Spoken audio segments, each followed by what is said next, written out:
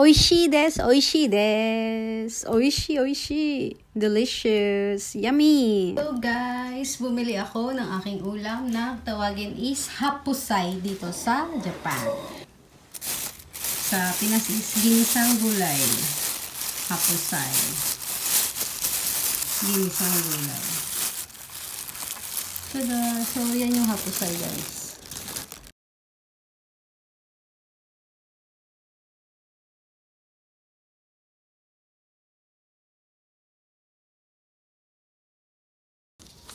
Ang nakalagay sa menu nila guys is 800.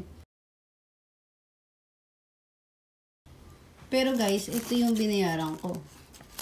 957. So, yun lang guys. Thank you for watching. Yun po guys yung binayaran ko. 957.